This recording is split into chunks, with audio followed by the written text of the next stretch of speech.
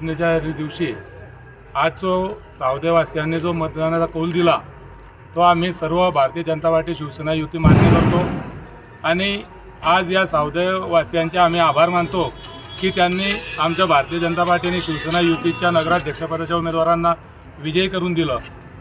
गेल्या 2 महिन्यापासून आपण बघतो या नगरपालिकेच्या निवडणुकीच्या संदर्भात गावामध्ये वेगवेगळ्या प्रकारचे आरोप प्रत्यारोप होत होते आणि या आरोप प्रत्यारोपाच्या मधून आज या जनतेने जो कौल दिला तो विकासाच्या दृष्टीने दिलेला आहे। राज्यामध्ये केंद्रामध्ये भारतीय जनता पार्टी शिवसेना युतीचं सरकार आहे, त्या माध्यमातून आमचे जे भारतीय जनता पार्टी शिवसेना युतीचे नगरसेवक असतील, नगराध्यक्ष असतील, हे विकासाच्या कामासाठी कुठेही कमी पडणार नाही। आम्ही जनतेचा विकास करण्यासाठी इथं आवर्जून आपणास आशा व्यक्त करतो तुमची की आम्ही विकास जरूर करू आणि जो काही आमचे काही सीट पराभूत झाल्या तर 4 ते 5 सीट आमच्या फक्त 10 मतांनी कोणी 4 मतांनी पराभूत झालेल्या आहे। तो निसटता विजय आमचा गेलेला आहे, त्याबद्दल आम्ही दिलगिरी व्यक्त करतो। नागरिकांनी आम्हाला कौल दिला त्याबद्दल सर्वांच्या मनापासून आभार मानतो आणि असंच सहकार्य या सावदेव शहरवासियांनी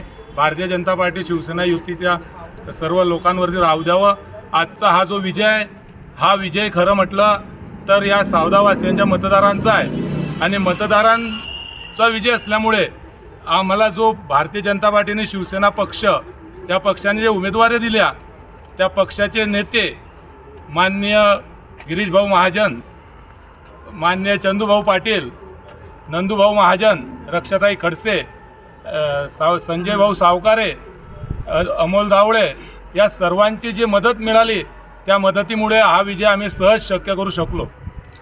हो, एकंदरीत जर पाहिलं तर 7ब मध्ये आपला पराभव झालेला आहे, परंतु हा पराभव होत असताना तिथे युतीचे बंडखोर उमेदवार निवडून आले आहे, याकडे कसं बघता आपण? माझा जो पराभव झाला आहे हा कोणी दुसऱ्याने केला नाही। आमचे जे घटक होते त्या घटकांनी थोडं कुठेतरी नाराजी व्यक्त केली म्हणून तो पराभव झाला आणि तो पराभव आम्ही मोठ्या मनाने मानतो।